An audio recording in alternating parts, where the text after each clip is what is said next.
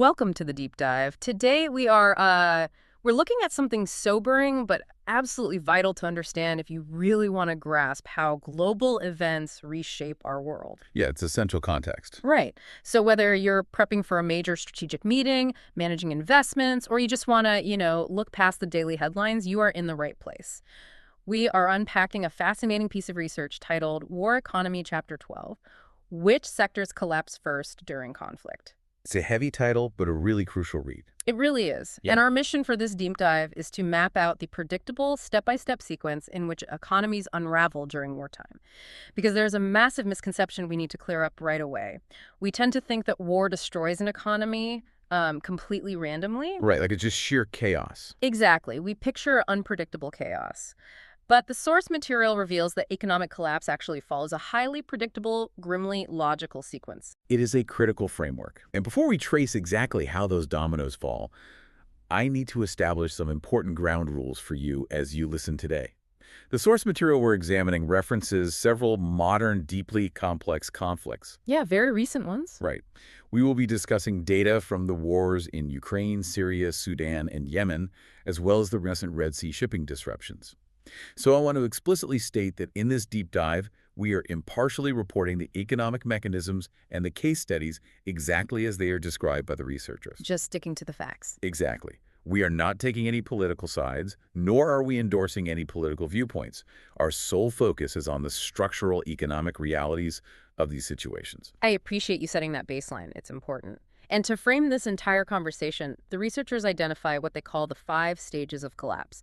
It moves from financial to commercial to political to social and finally to full economic collapse. It's a terrifyingly logical cascade. It is. We're going to explore how that cascade happens. But first, let's look at the macro picture. The research by Benmalek and Montero from 2025 provides some truly staggering numbers to anchor us. The data is pretty undeniable. Yeah, they looked at 115 conflicts across 145 countries over a 75-year period. They found that, on average, over 10 years of conflict, a country's real GDP drops by 12%, investment falls by 13%, exports drop by 12%, imports by 7%. And those are just the averages. Right. But the most shocking number, domestic credit plummets by a massive 20%. Okay, let's unpack this. The very first domino to fall in this sequence, often within just days of conflict breaking out, is the financial and banking system. It's almost immediate. So why does a physical conflict immediately trigger a financial freeze? What's fascinating here is exactly why those credit markets freeze so instantly. If you think about normal economic stress, lenders usually just raise interest rates to compensate for higher risk. Right, that's standard practice. But in a conflict zone, it's entirely different. The fundamental issue is that risk becomes utterly impossible to assess. When the future of a sovereign state is completely uncertain, how can any bank calculate the likelihood of a 5-year commercial loan being repaid? They can't. The math just stops working. Exactly. Add to that the fact that property collateral values absolutely crash. The building you put up against your loan might not be standing tomorrow. Wow, yeah. Consequently, you see sudden, massive capital flight. Foreign investors and domestic elites pull their money out of the country to seek safer havens. So interest rates don't just spike, they become completely irrelevant because lenders flat out refuse to extend credit at any rate. The system just seizes. And when we say domestic credit drops by 20%, it sounds like a dry financial metric. But on the ground, that means a local bakery can't buy flour on credit to bake bread for tomorrow morning. The real-world impact is immediate. The local economy just stops breathing. And the source material gives us stark examples of this. In Ukraine, in 2022, within days of the Russian invasion, the hryvnia fell by roughly 30%. A massive drop. The central bank had to impose immediate, strict capital controls just to stop a total run on the banks. Then look at Syria. The Syrian pound has lost more than 98% of its value since the conflict began. Rendering formal credit almost non-existent. Exactly. There's also the Lebanese banking crisis, where deposits were frozen and the currency essentially evaporated. Without rolling credit, a business cannot fund its daily operations. Payroll fails immediately. Suppliers stop extending trade credit. That is how the financial collapse instantly triggers the commercial collapse. If we connect this to the bigger picture, you can see how the breakdown of an abstract financial system immediately manifests in the physical world. And that brings us to the physical backbone of the state, which is energy and fuel supply. The second sector. Yes, Energy infrastructure is almost always the very first physical sector to collapse. Sure. Power grids, pipelines, refineries, they are strategically vital, making them incredibly vulnerable targets. I have to ask, though, when we see this infrastructure targeted, is it primarily collateral damage from ground fighting, or is there a deliberate strategy to dismantle the broader economy? It's highly deliberate. Destroying a nation's energy is what military strategists call a force multiplier for economic damage. A force multiplier. Yes, because without fuel and electricity, nothing else in the modern world functions. Water pumping stations simply fail, cutting off clean water to millions. Cold chains, the refrigerated supply networks needed for food and life-saving medicines break down, causing instant spoilage. Everything is connected to the grid. Right. Telecommunications networks go completely dark once the backup generators run out of diesel. In Yemen, attacks on fuel infrastructure cripple the entire economy, actively shutting down water treatment facilities and hospital generators. Just devastating. And in Ukraine, throughout 2022 and 2023, rolling blackouts lasting up to 12 hours a day disrupted homes, schools, hospitals, and heavy industries simultaneously. And the long-term sting is that rebuilding a sophisticated power grid takes years and costs tens of billions of dollars. That lack of energy feeds directly into the collapse of trade, supply chains, and agriculture. The text really emphasizes how fragile modern economies are because they rely on just-in-time global supply chains. They are incredibly efficient, but so delicate. Right. They're efficient for maximizing profit, but they have absolutely zero slack built into them. So when you introduce the enormous uncertainty of war, the logistics completely fracture. Shipping insurance premiums go through the roof, and cargo vessels are forced to reroute. The 2023 and 2024 Red Sea shipping disruptions are a perfect case study of this mechanism. It wasn't just that ships were delayed. By rerouting vessels around the Cape of Good Hope, transit times increased by weeks. Which changes everything. It burns massive amounts of extra fuel and ties up global container capacity. Freight rates spike, and that cost filters down to inflation on everyday goods around the entire world. It shows how a localized conflict instantly taxes the global supply chain. But the most alarming part of this physical sector collapse is agriculture. The data from the Food and Agriculture Organization, the FAO, is crystal clear on this. Armed conflict is now the leading driver of food insecurity globally. And this creates a tragic, self-perpetuating loop. When conflict breaks out, agriculture suffers instantly. Farmers abandon their fields out of fear, livestock are lost or looted, and crucial seasonal planting cycles are missed. So the food supply drops right away. Exactly, creating severe domestic food shortages. But it doesn't stop there. Those food shortages fuel intense societal grievances.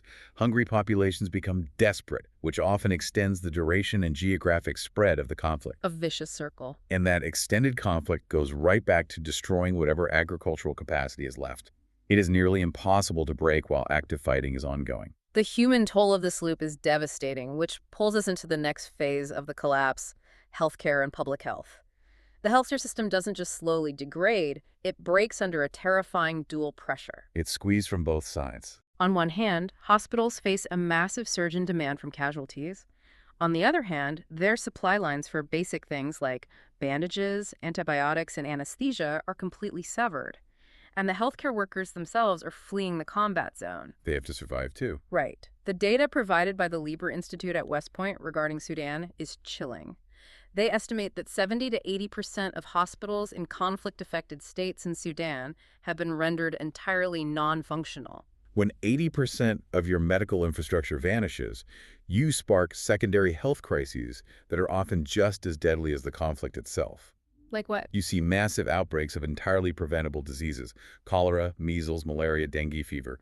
Routine vaccination programs halt and prenatal care essentially disappears. But beyond the immediate infectious diseases, there is a hidden long-term economic drain. The chronic conditions. Exactly.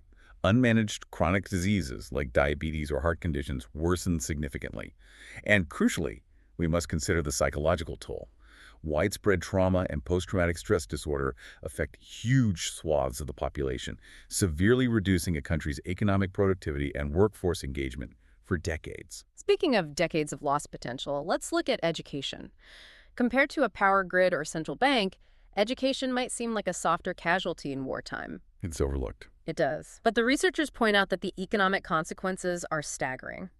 To use Sudan as an example again, the data notes that over 18 million children are currently out of school. 18 million kids whose daily lives have just stopped. It is an absolute economic catastrophe when families are forced to prioritize immediate physical survival, and schools are either destroyed, occupied by armed forces, or repurposed as shelters. You are actively destroying the nation's human capital. You lose the future. The youth miss formative years of schooling, which permanently reduces their future earning potential and strips the country of its next generation of skilled workers. But even more immediately dangerous, these uneducated, displaced young people with zero economic prospects become highly vulnerable targets for recruitment by armed groups. So it feeds the war machine. Yes, the collapse of the education sector actively fuels the ranks of the very conflict that closed the schools in the first place.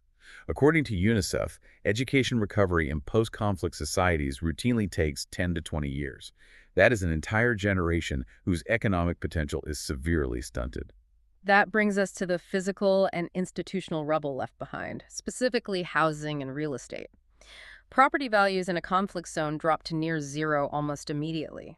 The sheer scale of the physical destruction is hard to wrap your mind around. It's total devastation. Satellite data from Mariupol in Ukraine show that over 90% of residential buildings sustained damage or outright destruction during the 2022 siege. We've seen similar patterns of urban devastation in Mosul and Aleppo.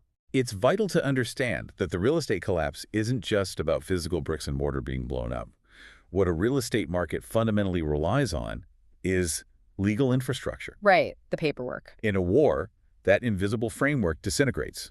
Central land registries are destroyed or intentionally looted. Mortgages can no longer be serviced because the banks are frozen, as we discussed earlier. So you can't even prove you own your house. Exactly. When displaced people eventually try to return home, property disputes multiply because there are no longer any legal documents to prove who owns what. The financial scale of this is immense. The World Bank and other estimates for Syria suggest reconstruction costs exceed $400 billion. Oh, $400 billion. To put that in perspective, that figure completely dwarfs Syria's entire pre-war GDP. When you have millions of displaced people, a breakdown of legal property rights, and no power grid, the people who actually run the economy are gone. And that completely paralyzes Sector 7, which is manufacturing and industry. Modern industry is deeply interconnected. Everything relies on everything else. A car factory doesn't exist in a vacuum. It needs steel. The steel needs iron ore. The mining operations need heavy equipment, fuel, and stable power. War disrupts all of those inputs simultaneously. But the researchers make a very crucial distinction here between large corporations and small and medium enterprises, or SMEs. That distinction is key.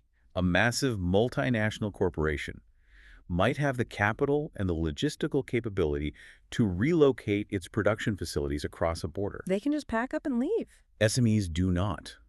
A local machine shop or a medium-sized textile factory is deeply tied to its local community. When their equipment is destroyed or the workers flee, they're completely wiped out. And because SMEs provide the vast majority of employment in most economies, their destruction takes down local employment and the informal community safety nets along with them. Which leads us to the final pillar of this initial collapse, government services and public administration. When businesses close and trade stops, the government's tax base simply evaporates. The money dries up. Civil servants and police forces often flee or stop showing up because they aren't getting paid. This creates a dangerous governance vacuum. And nature abhors a vacuum. When public services and courts stop functioning, militias, criminal networks, and local warlords quickly step in to provide their own twisted version of order. They become the new government. The source text cites the Mwenga territory in the Democratic Republic of Congo as a prime example of militias exploiting these exact governance gaps to control local populations and resources. Rebuilding this isn't just a matter of constructing a new city hall. The World Bank notes that it takes, on average, more than a generation to rebuild effective state institutions. The whole generation. And, more importantly, to rebuild the public's institutional trust after a severe conflict. Here's where it gets really interesting, because as we've seen, none of these sectors collapse in isolation. The researchers describe this as reverberating effects. It is a massive domino effect. We mentioned the 5 stages of collapse at the beginning: financial, to commercial, to political, to social, and finally, full economic. It's a chain reaction. How does this actually look when it plays out historically? The breakdown of Yugoslavia between 1991 and 1995 perfectly demonstrates this exact cascading effect. Let's walk through it. Stage 1. Deep financial and economic weakness undermined the central government's political legitimacy. Okay. Stage 2, that political failure ignited simmering ethnic conflicts, shifting it from a political crisis to a social and military one. Stage 3, the outbreak of conflict immediately destroyed their internal trade networks. The logistics broke. Right. Stage 4, the loss of that trade caused a massive sudden collapse in their manufacturing sector. And Stage 5, the resulting hyperinflation and industrial unemployment fueled even further political extremism and violence. It just feeds back into itself. Each stage fed directly into the next, accelerating the overall deterioration into one of the worst catastrophes in Europe since World War II. It shows how economic failure and physical violence are deeply intertwined. So, as you are listening to this, you might be wondering, what makes an economy particularly vulnerable to this kind of cascade? Are some countries fundamentally more fragile than others when a shock hits? Absolutely. The structural makeup of the economy matters immensely. Commodity-dependent economies, those relying almost exclusively on exporting oil, minerals, or a single agricultural product, are incredibly fragile. They often suffer from what economists call the resource curse. We hear resource curse and usually just think of political corruption, but how does it accelerate state failure during a war? In wartime, the real curse is structural fragility.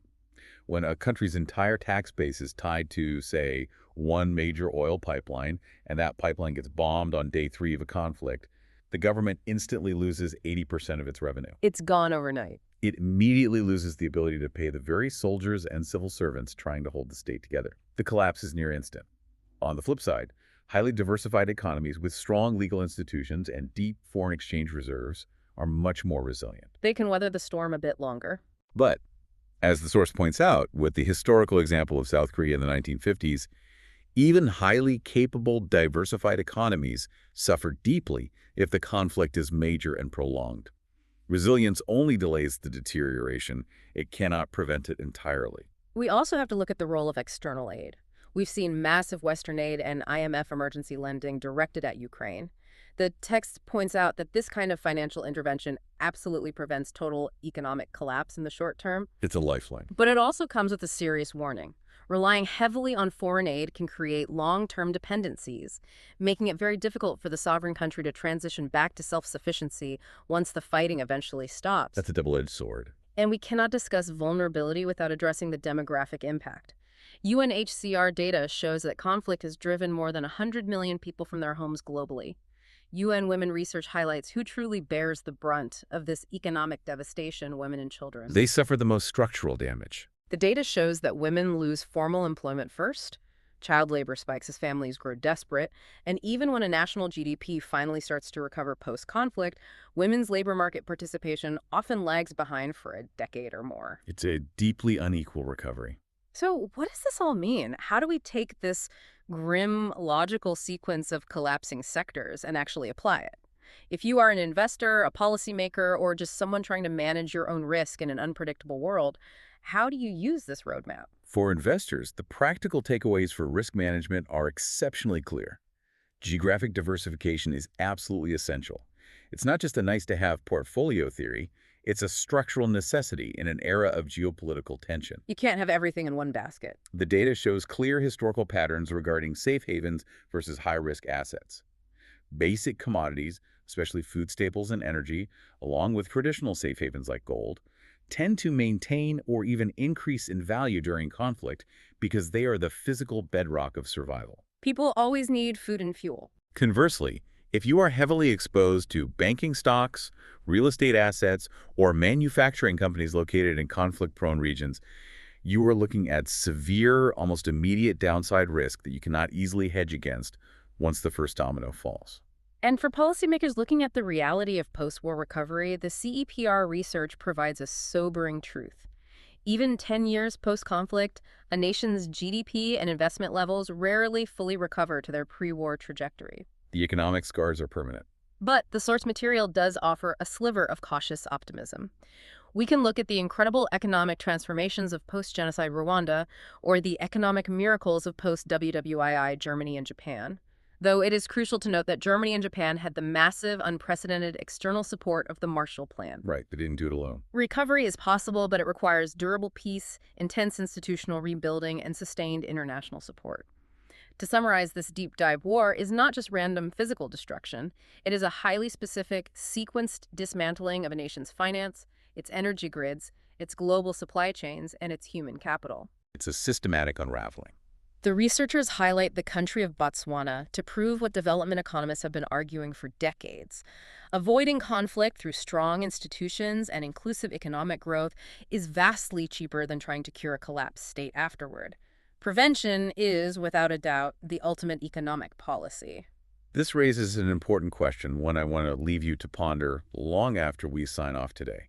Given how deeply interconnected the global economy is, as we saw so clearly with the massive ripple effects of the Red Sea shipping disruptions, how resilient is your own local community? That's a great question. If a geopolitical shock halfway across the world severed just one of these fragile links, like fuel imports or international trade routes, how quickly would that cascade affect your daily life and your local businesses? That is exactly the kind of critical thinking we love to encourage. Thank you so much for joining us on this deep dive. We hope this roadmap has given you a powerful, sobering new lens through which to view global events and economic risk. Keep exploring, stay curious, and tune in next time.